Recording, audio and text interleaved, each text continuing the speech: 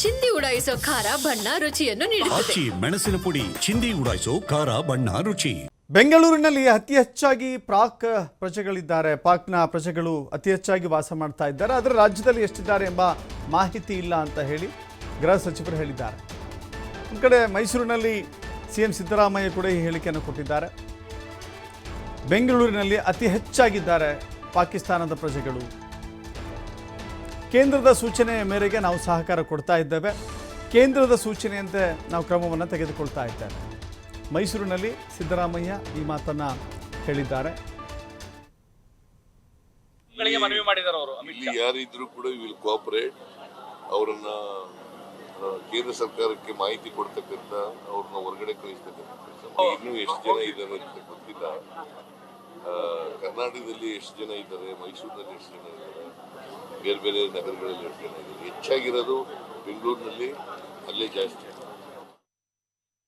ರಾಜ್ಯದಲ್ಲಿ ಪಾಕಿಸ್ತಾನ ಪ್ರಜೆಗಳನ್ನು ಪತ್ತೆ ಹಚ್ಚುವ ಕೆಲಸ ಮಾಡಲಾಗ್ತಾ ಇದೆ. ಈ ಬಗ್ಗೆ ಎಲ್ಲ ಎಸ್ಪಿಗಳಿಗೆ ಮಾಹಿತಿಯನ್ನು ನೀಡಿದ್ದೇವೆ, ಹಿರಿಯ ಅಧಿಕಾರಿಗಳಿಗೆ ಈ ಬಗ್ಗೆ ತಿಳಿಸಿದ್ದೇವೆ ಅಂತ ಗೃಹ ಸಚಿವ ಡಾಕ್ಟರ್ ಜಿ ಪರಮೇಶ್ವರ್ ಹೇಳಿಕೆ ಕೊಟ್ಟಿದ್ದಾರೆ. ಪಾಕಿಸ್ತಾನದ ವಿದ್ಯಾರ್ಥಿಗಳಿದ್ದರೂ ಅವುಗಳನ್ನು ವಾಪಸ್ ಕಳಿಸಬೇಕು. ಘಟನೆಯ ಬಳಿಕ ನಾವು ಫುಲ್ ಅಲರ್ಟ್ ಆಗಿದ್ದೇವೆ. ಯಾವುದೇ ಕಾರಣಕ್ಕೂ ಕೇಂದ್ರ ಸರ್ಕಾರದ ಸೂಚನೆಯನ್ನು ನಾವು ನಿರಾಕರಿಸೋಕ್ಕಾಗೋದಿಲ್ಲ, ಪಾಲಿಸ್ತಾ ಇದ್ದೇವೆ. ಕರ್ನಾಟಕದಲ್ಲಿ ಯಾವ ಉದ್ದೇಶಕ್ಕಾದರೂ ಬಂದಿರಲಿ, ಎಲ್ಲ ಪಾಕಿಸ್ತಾನದವರನ್ನು ವಾಪಸ್ ಕಳಿಸ್ತಾ ಇದ್ದೇವೆ ಅಂತ ಹೇಳಿದ್ದಾರೆ.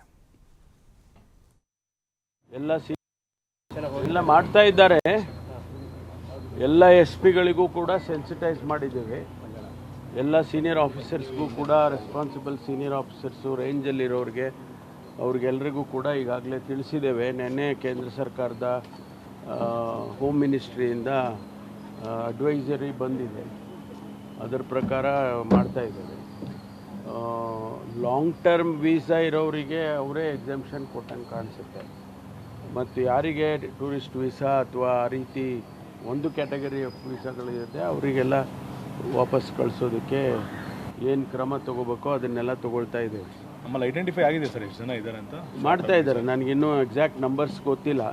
ಪ್ರತಿ ಜಿಲ್ಲೆನಲ್ಲೂ ಕೂಡ ನಾವು ಎಸ್ ಪಿಗಳಿಗೆ ತಿಳಿಸಿದ್ದೇವೆ. ಆಮೇಲೆ ಇಲ್ಲಿ ನಮ್ಮ ಕೇಂದ್ರದಲ್ಲಿ ಕೂಡ ಮಾಡ್ತಾ ಇದ್ದಾರೆ. ಇನ್ನೊಂದು ಎಲ್ಲ ಮಾಡ್ತಾ ಇದ್ದಾರೆ.